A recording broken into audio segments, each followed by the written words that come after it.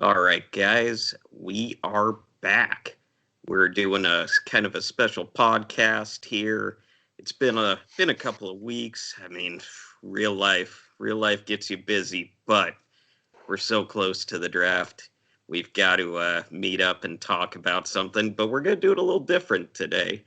We are going to talk about betting on the NFL draft. It's something I've done for a couple of years. I've done well, and to be honest, I feel even more confident this year. So I am going to go over some bets I think are good. You don't have to take my advice. This is not financial advice.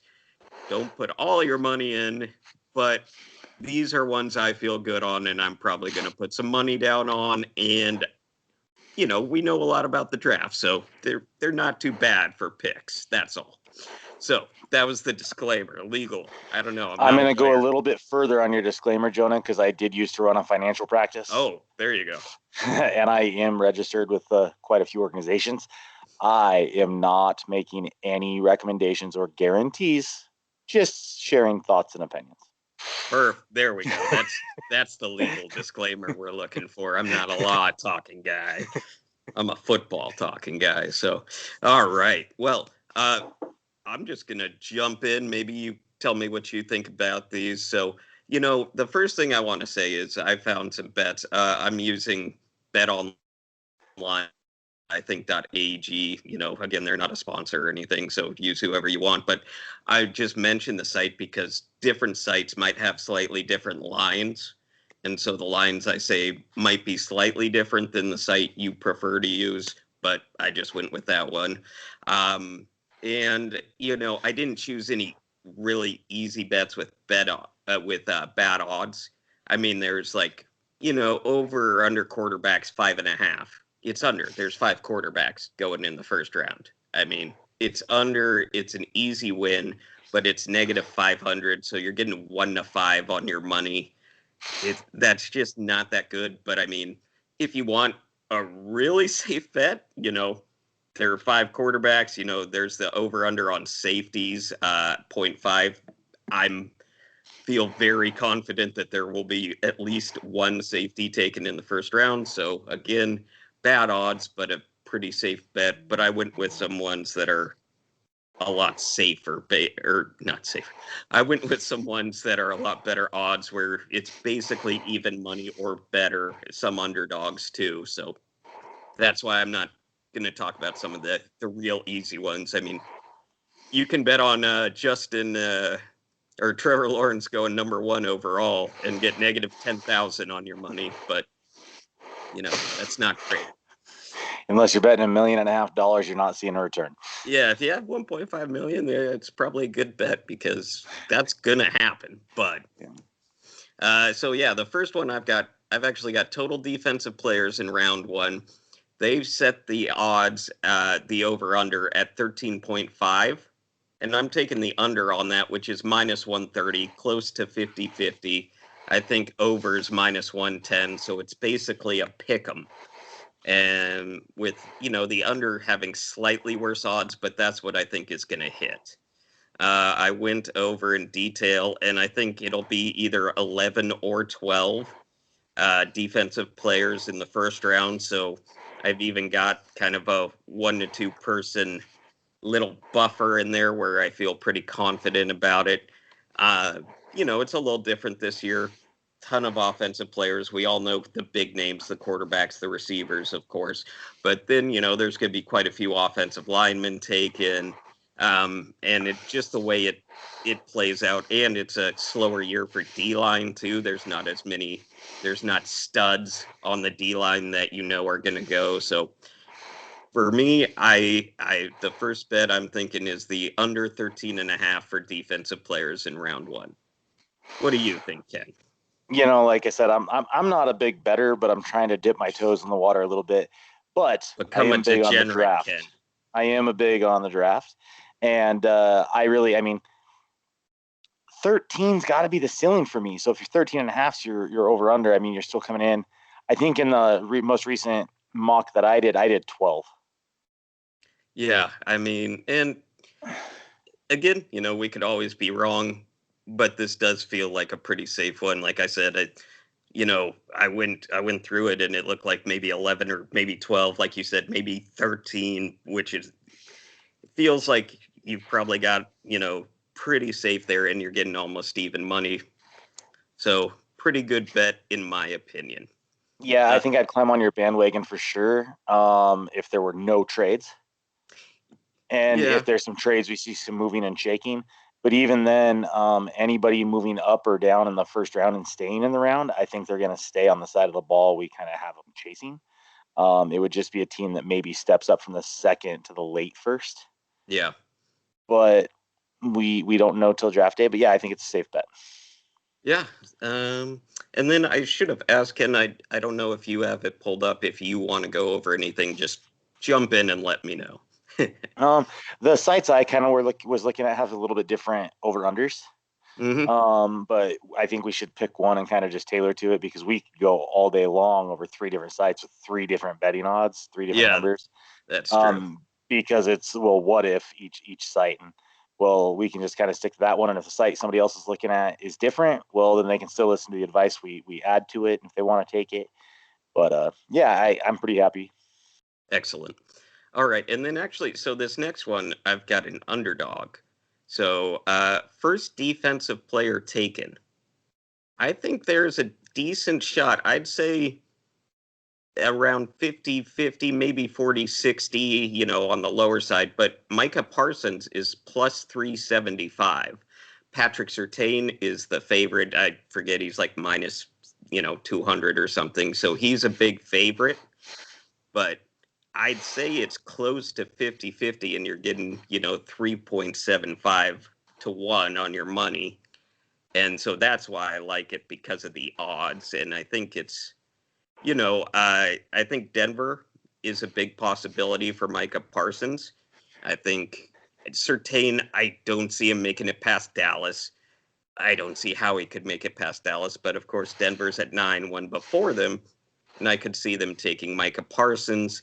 The only worries there is there have been some off the field worries about Micah Parsons, but he's a super athlete at linebacker. And so, Denver needs a linebacker. I think there's a decent chance he goes 9, and then you get that plus 375.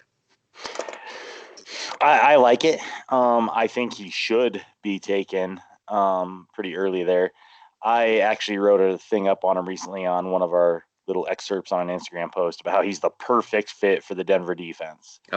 See, there they you haven't go. had a solid middle linebacker since you want to call Ian Gold their Al Wilson days, Oh and yeah, he would be the God, Gold was exact. good.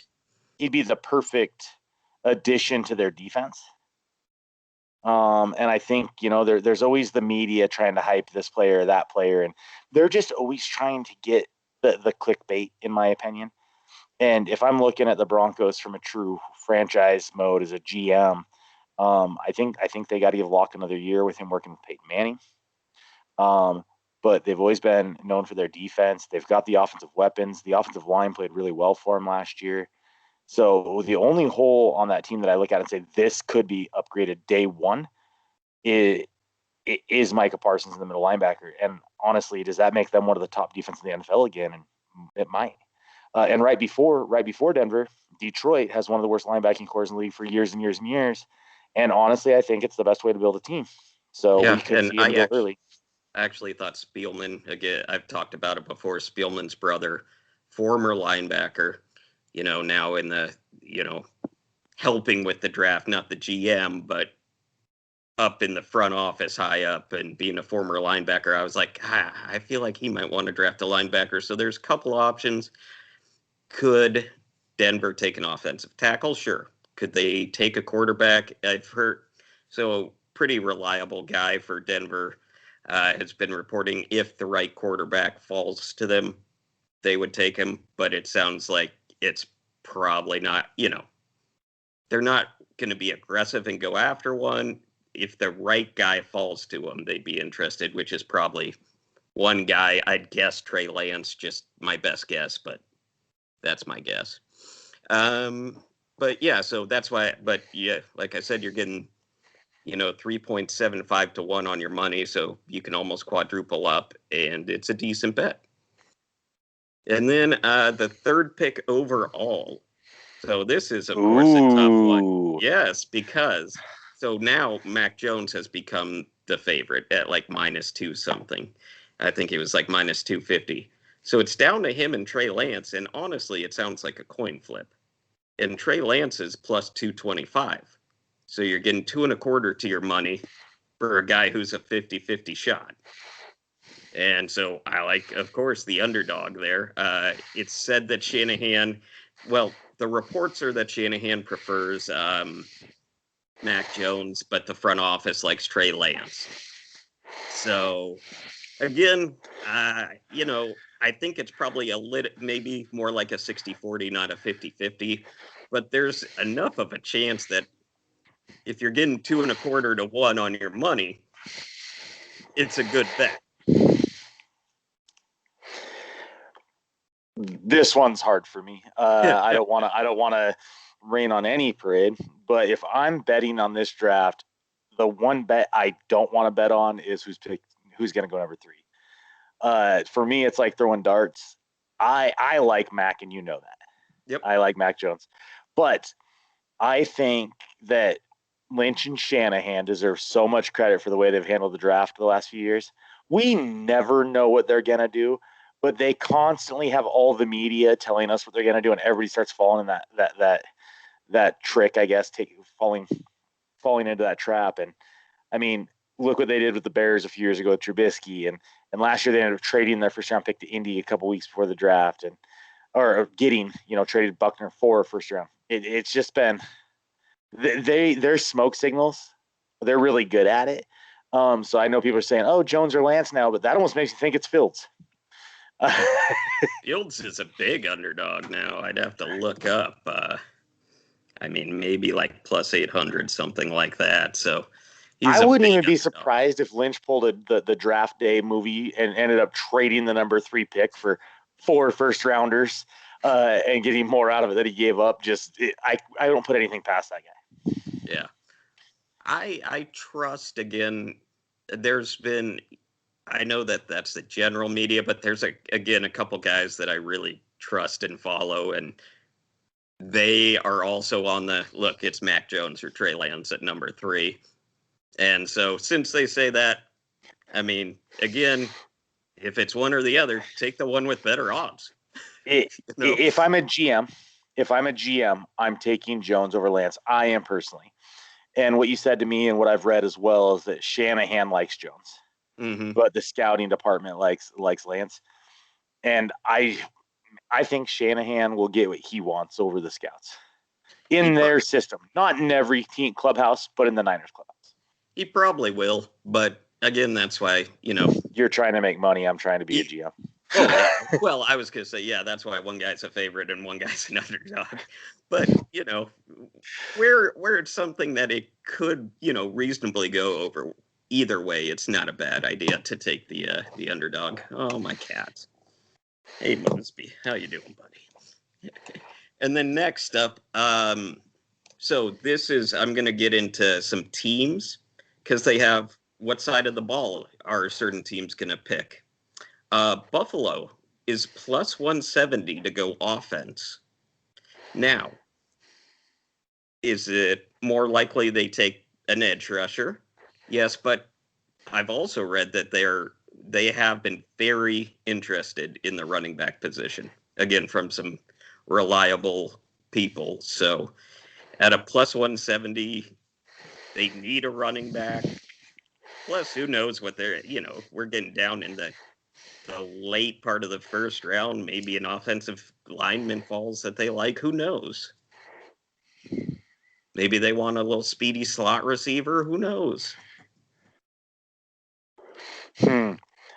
But I'm making that bet really based on running back in that late part of the first round. I think I think this one's a true 50-50 or maybe even better for running back. And it's the underdog at +170. So this is one I really like. So running back, the offense is the underdog, you said? Yeah. Okay. Yeah, anyone on the offensive side gets you plus 170. Okay. I see the betting. I see the betting logic to it. Yeah. This is really a toss-up for me. It's more about who's available when they draft. Yeah. I think they've done a good job drafting. So if one of those offensive players is there that they want, they're not gonna take a defensive end who they value less as a player. They're not. They're gonna take the best player that's there. And when you're a really good team, you have the ability to go best player overall. And so in this And draft, running especially, back is so offense is undervalued. deep. Yeah, and I mean the only team that might take a running back before him is probably Pittsburgh at 25. So, and if they need O-line too. So if they go O-line, Buffalo might have, it's almost likely they have their choice of what running back do you want? Your favorite running back. Draft it. My favorite running back will be available. No. I know. Javonte Williams. He'll be available. He's like plus 650 to go at to be the first running back taken, but I haven't listed that as a bet just because I don't think it's likely. I think there's only 2 teams that would do that, and they're the 2 smarter teams that would draft running back this year. Let me ask you this then. I don't know if this is where you're going next, but since we're on the conversation running backs, what is your site say for the over-under on running backs in the first round? It's 0.5, but that's not. Let me see what the odds were here, because I didn't write those down. I think that was one of those that wasn't great, but it might be only like minus 275. It might have been like the best of the position favorites that I thought were pretty obvious, if that makes sense. Yeah, I've seen some sites have them at half, and some sites have it at 1.5.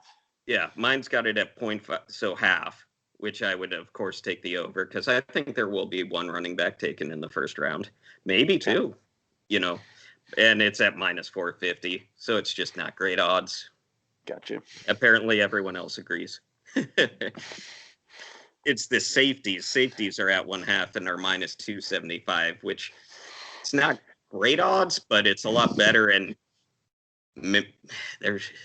I would be very surprised if a safety wasn't taken in the first round. Very surprised. One of the top 2 has got to come off the board. Yeah, there's a couple teams at the end, especially that have a real bad need there, and those couple safeties, you're huge on one of them. They're better than the other defenders available at that point.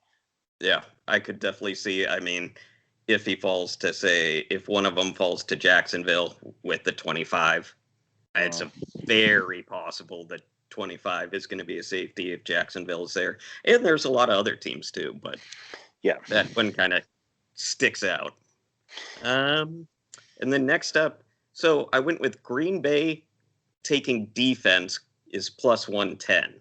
So it's a slight underdog, but they don't take offense in the first round. The only thing they might do is offensive line.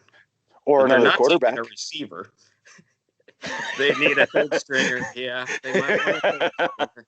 Maybe I couldn't help it. Take Kellen Mond to learn under Jordan Love. Oh man. But yeah, Green Bay it's not going to be a receiver. That's what they should do.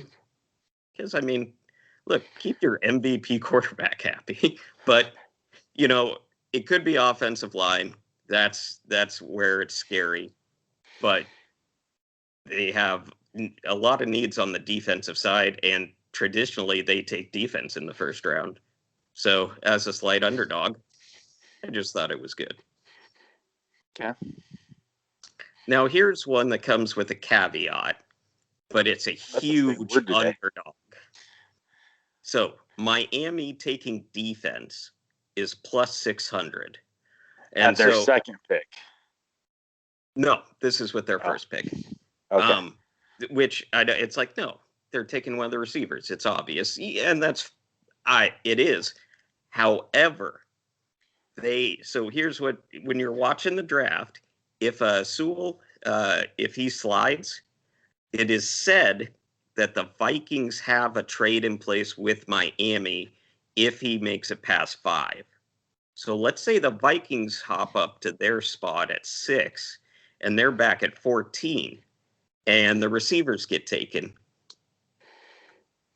14's a lot different than number 6. They might not take offense if they slide back to 14. So this is one, if that trade happens, I would take that plus 600 all day and make it quick before the line adjusts, because it'll adjust, but you got to be on your phone. Is there a trade? Is there a trade? So if just with that, because I've also read a couple articles that people aren't that high on Sewell, which is crazy to me, but hey, it is what it is. And so there's a lot of thought he might slide, that the Bengals will take Chase with their number 5 pick.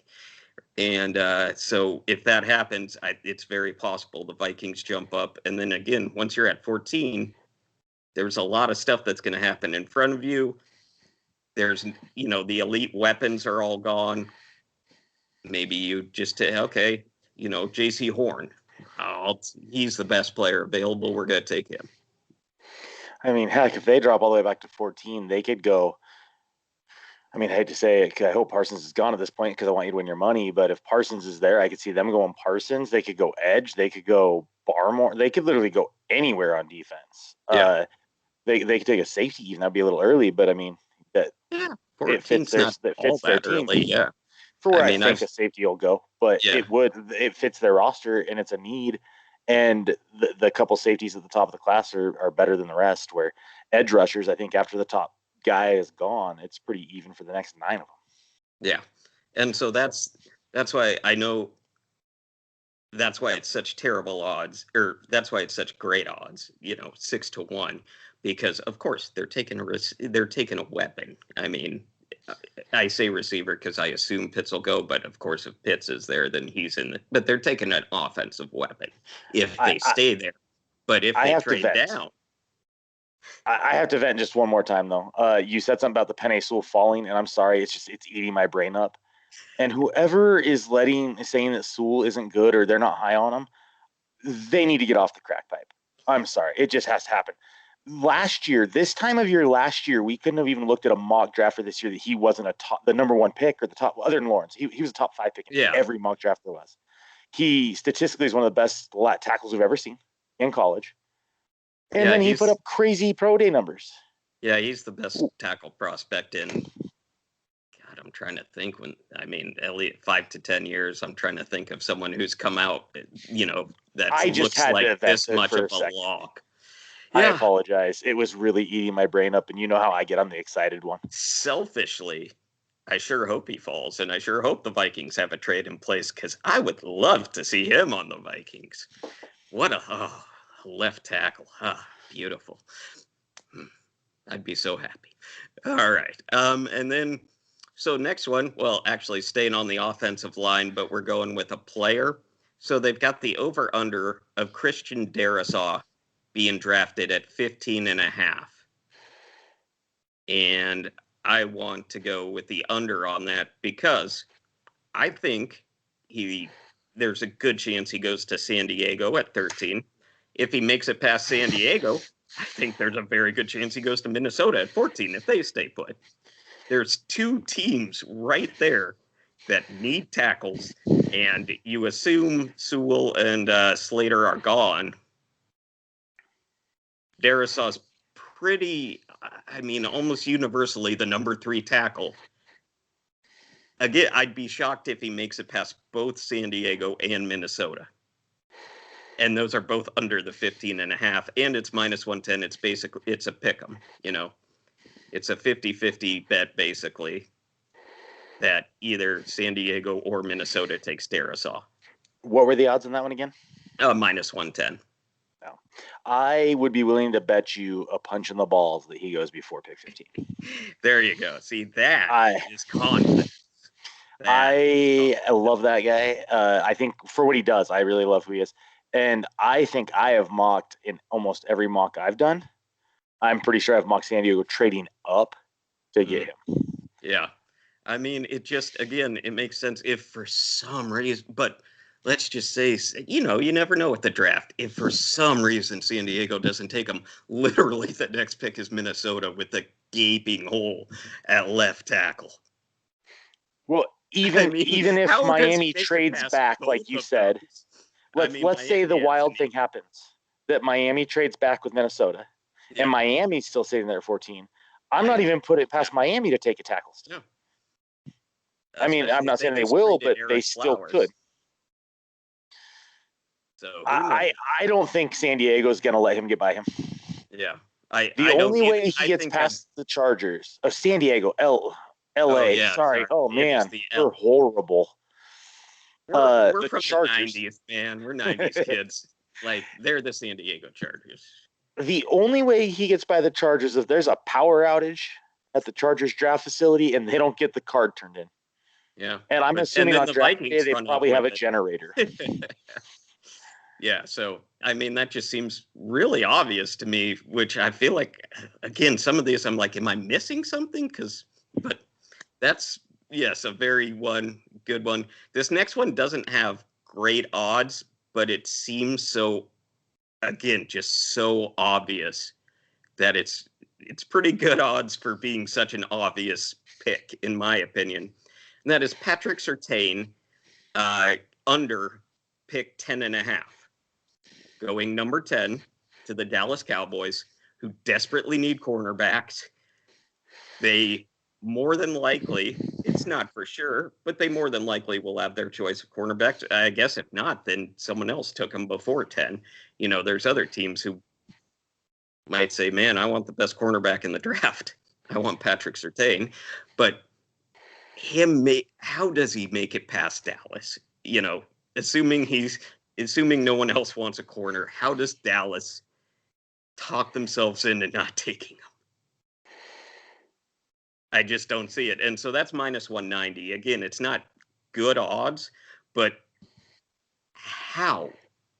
How does he get past Dallas?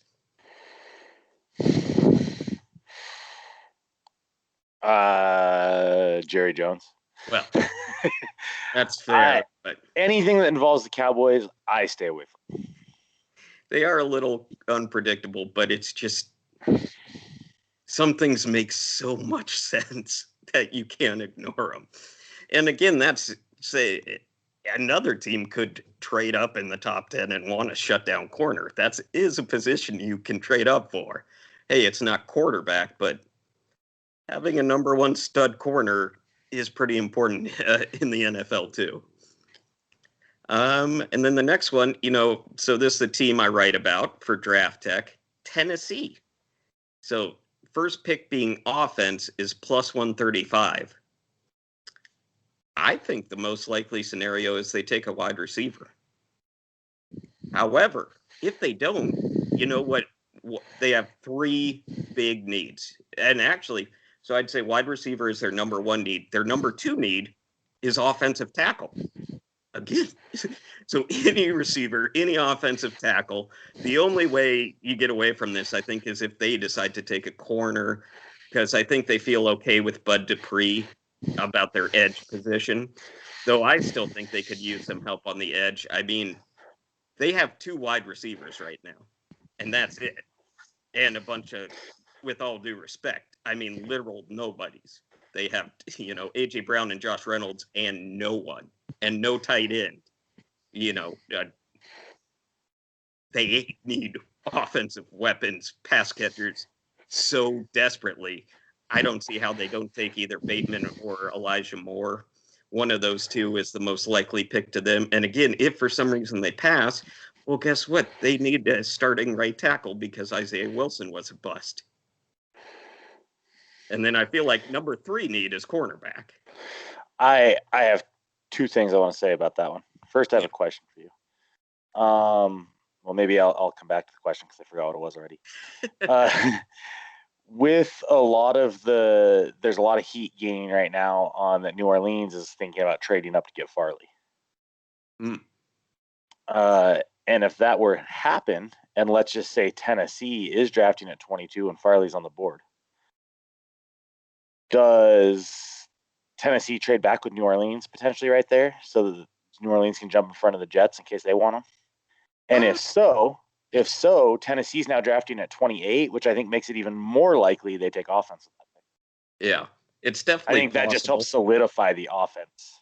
Yeah, and I think Tennessee is in. I mean, they're 2 years removed from the AFC title game, and they made the playoffs that last year.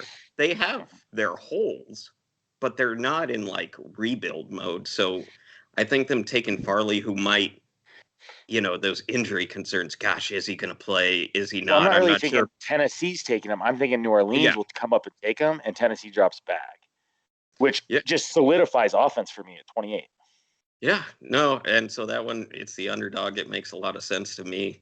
I think I it mean, helps your position. yeah. Again, I've written about the Titans for a few years for Draft website. Their two biggest needs, period, are wide receiver and offensive tackle.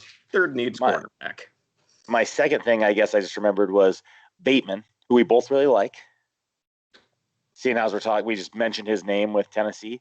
Does Mm-hmm. he kind of strike you in a slight similarity to Davis, to Corey Davis?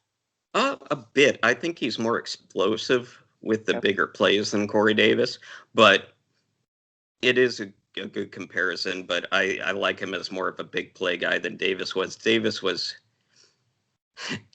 boring, let's Yeah, say. he was slow to develop until this last year. He kind of turned it on a little bit. But when you said Bateman in Tennessee, my mind pictured him opposite of AJ Brown, and I was like, that's not, I mean, if he's a better Davis, that's a heck Yeah, of a running mate for AJ Brown.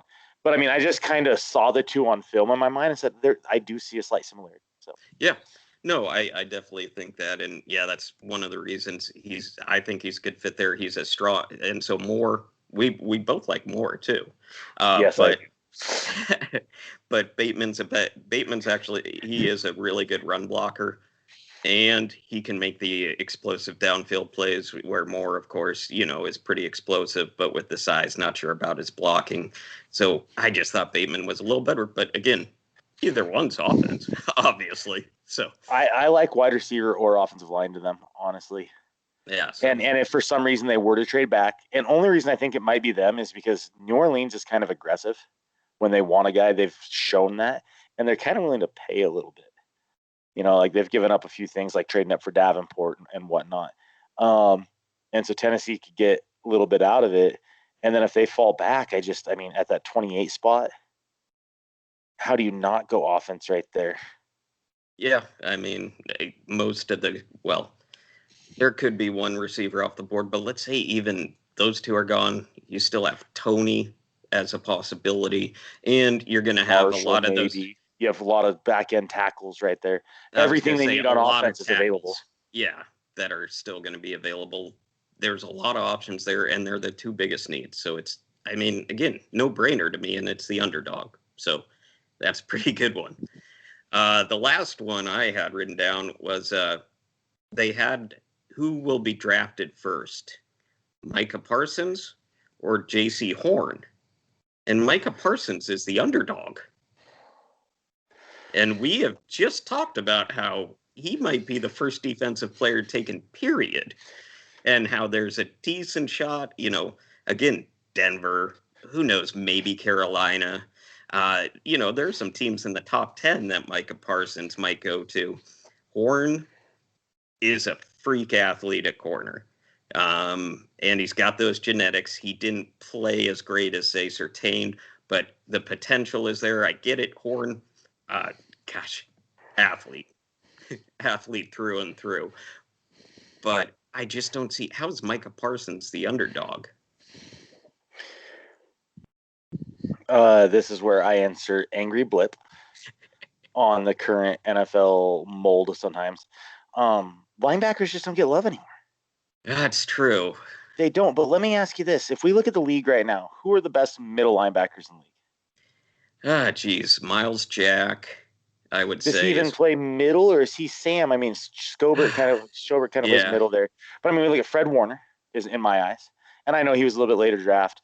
Raekwon Smith is kind of turning it up. He's a first rounder, but we don't have a Patrick Willis or a Luke Kuechly or a Ray Lewis anymore. And honestly, Parsons, is the closest thing we've seen to it in a long time, in my opinion. Yeah. And I also want to give I a think shout teams out. need that. They need that. And I wish they wanted it more. I need to give a shout out to my team's middle linebacker. Eric Kendricks is one of the best middle linebackers, definitely the most underrated. That Doesn't guy he have gets hair like no this? love. He's got beautiful hair. Me too. And he is just a playmaker. He is always on the ball. So underrated. But anyways, and I mean, I'm a Colts fan, and I got an outside linebacker. Like, he's a beast. Yep. No, so that, yeah, but just, again, Micah Parsons, we talked about how there's, I think, at least say a decent shot. He's literally the first defensive player taken. And now it's, will he go over maybe the second quarterback, probably the second cornerback, but maybe the second, why not? And a plus 135. He's an underdog. I feel strongly that he's the best defensive player in this draft. I don't care what all the other analysts say or all the other big boards say. Surtain is a good corner. Horn has some talent. I'm not sold on him yet. I'm not saying he's bad. I'm just not saying he's a top 10 pick. Well, that's kind of, I was saying he's an athletic freak. And so he's got to kind of put everything together. It's the tools. He's got all the tools. So if someone can mold him, man. I got a full toolbox in my garage, but I'm not a mechanic. Yeah, you know what I mean. Like, Parsons really should be. I think if he doesn't have the off-field issues and he plays this last year, I think we're looking at him in that. Everybody's probably mocking him in that 7 to 11 range, like Patrick Willis or guys like that were in the past. But really, and honestly, his off-field issues aren't that big of a concern. Teams have vetted him. They've had years since anything happened. He's been a year and a half since the last offense, and the fight he got into as a kid is like he was 17. Well, yeah. I mean, you know how many fights I got when I was 17? I used to fight my locker just to get it open. Yep. But yeah, so I mean that's the thing. Is there a chance he falls into the 20s? Yes. But am I comfortable laying a couple of bets that he doesn't? Yes. Yeah, I get it. Anything can happen in the draft, as we know. The 2 drafts I've been to are maybe 2 of the craziest because of the falls that happen to quarterbacks. I'm really bad luck. And I'm really probably going to go to the draft next year. And we are. There's no probably about it. So sorry to whoever is going at the big quarterbacks. One of you is going to have a massive fall. And I really apologize for that. It's my fault. But I went in 05, and that was Aaron Rodgers, a guy who I said on a Chicago radio show that I called into through some stuff, and kind of reporting from the draft on the show. I was like, oh, yeah, if I was, I'd take him number 1 if I was San Francisco. But, they're going to take Smith. But I think Rodgers is better. Blah, blah, blah. And so then, I mean, he fell to 24, 25? I want to say 24. And he was grumpy. So I kind of like seeing Aaron Rodgers grumpy being a Vikings fan. But there might be a chance that it's the Vikings drafting a quarterback next year. We'll see. Yeah, they could be. And then I went in 07 where Brady Quinn looked like a for sure top 5, top 10 pick at worst and fell to 22, 23, somewhere in the 20s again. So these guys who were almost locks to be, top 5 quarterbacks fell into the 20s when I went. So sorry, guys.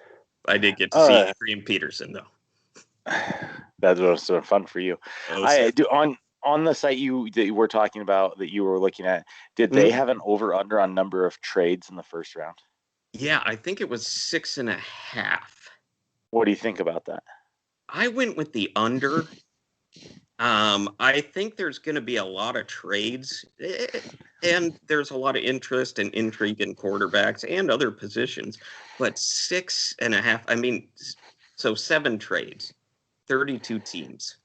1 out of every 4 teams is trading their pick. I don't know. I think maybe 5 to 6 trades. Hey, Vegas is good at setting lines for a reason. There's a reason it's kind of right on that line. Those guys apparently know what they're doing and how to make money. But I think favor the under. Just, like I said, I see teams, yes, obviously trading for quarterbacks, and there's always moves no matter what for players you don't ever think, but 7's a lot. That's basically my man. That's a lot of trades in the first round. I bring that one up because last year I was on the phone with one of my buddies who works inside of one of the front offices, and he was just talking about how many trades there were going to be last year. And I was like, no, there's not. Yeah, and we went back and forth, and there were not even nearly as many trades as they were guesstimating. And so this year, a lot of the talk in the circles and among people is that, with COVID and 2020 shut down for a lot of these players, that a lot of teams are going to want to trade back because there's more certainty in next year's draft. I'm going to go out on a limb and just say bullshit. There's never certainty in the draft. Yeah, exactly. Ever. How many busts are there at the number and how many teams do things that we go, what? How many times did the Seahawks of all teams make us go, huh? Or the Lions when we go, who? Oh, the Lions. And so if there was certainty, then there'd be no need for the draft at all. We could just assign players. So I always get upset about that one. The other one that I was going to kind of ask you about was I'm a brain fart tonight. I wrote it down even, and I don't even remember what it means. So yeah, I actually thought I didn't think there would be a ton of trades, say, last year, but man, my mock got killed early on because I thought the Dolphins or someone would move up for Tua. I thought someone would hop in front of the Dolphins. I thought that was going to happen. So I had him out of order, which made every pick after him was out of order. And it was like, oh, gosh. I blew that one. I'm excited for draft night. I really am. It's Christmas Eve. It's a big deal. It always has been for me. I'm going to be smoking a brisket at 2:00 in the morning, getting ready for that night and having some of the guys over. And you and I talked about maybe doing some live stuff, but kind of have a house full already of ruffians. Yeah, I'm guessing I'll probably be doing some tweeting, check out at Draft Dive on Twitter. But yeah, that's probably where most of the action's going to be because, yeah, and plus I'll have phone calls from you. I'll have phone calls from my dad. We always talk a lot during the draft, so. That's fantastic. I would expect that maybe we can get to you guys out there on draft night after the draft. Maybe we do a quick first round grading and maybe a day 2 mock and see how things fall. But this year's draft, in my opinion, is actually really deep. No, it is. And, this is, of course, off the topic of betting by as far as you can get. But I've seen maybe it was McShay that said it's the worst defensive tackle draft in ever. And I'm writing all these articles, and is Twyman? Is Twyman a tackler and tackler? Oh, Twyman's a tackle. Yeah, but some people say, "Oh, will they switch?" But anyways, yeah, we've got a few tackles we really like, and I'm like, are you guys sure? Because I think this is a decent year. It's not Aaron Donald's year where there's oh man, there's multiple game-changing defensive linemen that are going in the top 10. No, but there are some really good D tackles and D linemen out there. And I think it's a deep draft for the line, actually. I don't care what they say. It's not a star-studded draft. Yeah. There's nobody in this draft that I look at on the defensive line that I say, go get that guy. He is a game changer. He is going to set the tone for your defensive line for the next decade. Well, there's 2 guys that I actually feel that way about, but they're going to be drafted later. Yeah. Yeah, I'm on board with you, though. And the whole end comment or tackle, okay, let's just set this straight. If I'm talking about football on a podcast or I'm writing an article for you guys out there, and I put somebody down as a defensive tackle, that means they either play inside the ends in a 4-3 or inside the outside linebackers in a 3-4. Because I don't care if you say you're on a 3-4, TJ Watt and Bud Dupree or now Highsmith are ends when they step to the line, and the defensive ends are now tackles. I don't care what you want to call them. That's how I call my thing. So whether Twyman plays 3-4 end or 4-3 tackle, he's still a tackle. Perfect. That's how I view it. Watt stands to the side of him. Watt became the defensive end. I'm excited. Man, he posted on Twitter his arms, I think, are the size of my entire body. So good for him. you know, like we said, I was the high man on Twyman. I mean, I've been on this guy's hype train for 2 years. I've been talking about him to everybody in my inner circle, and they're like, what are you talking about?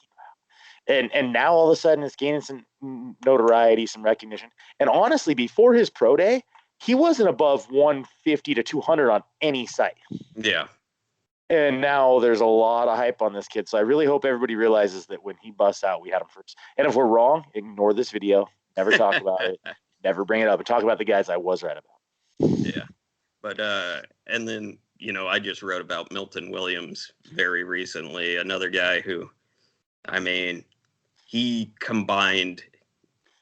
had stellar play, freakish numbers across the board. Hey, he didn't do 40 reps. He's not Twyman. Very few people are. Just me and him. Yeah, you, him, Aaron Donald, those three. But one other guy this year that did 40. Okay. But, you know, but still he did like 34, 36 and had like, you know, 90 something percentile in every single category, you know, 40, change of direction, 3-code, blah, blah, all this stuff. And played at an, you know, really high level at it. But I guess, it's Louisiana Tech. So no one cares. I don't know. That's Bobby Boucher came from like Southern Louisiana University. Yeah, who the cares? Mud Dogs. All right, but good. Any other thoughts on betting or gambling on the draft? Honestly, I'm kind of learning from you right now. My betting's always been betting on myself, and it's not always paid off. So the one thing I think I would want to add before we get off tonight is just like everybody that catches the video today, go check out the website, draftdive.com. We've put a lot of time into it recently. We redeveloped the site, and things are just clean and sharp. And we really would love you guys to go check it out, take a look at it, and see what we're working on over here. We're excited to be here with you next year and be the guys that you want to come to for your information. Yeah, we had a real late start this year, but we still have, I mean, the list of our like sleepers and spotlights is pretty long. I mean, it's 30 something. We got an entire round of people that we like. So, you know, there's a decent amount of guys that are going to go second, third day that you can say, yeah, and why is he good? Oh, okay, that's why. So yeah, draftdive.com, definitely. Shoot, I was going to say something and now I forgot. I'm rubbing off on you. No, the other thing about the site that, I mean, I've been pretty hyped about is we kind of tend to be ahead of the game on some of these guys. You know, we write in there like, oh, hey, this site has them at 220. And then a month later, the other sites now have them at 99 or 97 because now they're hearing McShay finally go watch the film.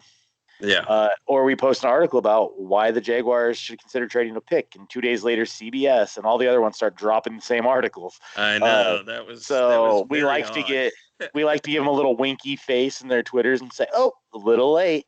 Yeah. So, but yeah. Oh, I did remember. So I think I'm gonna post one more.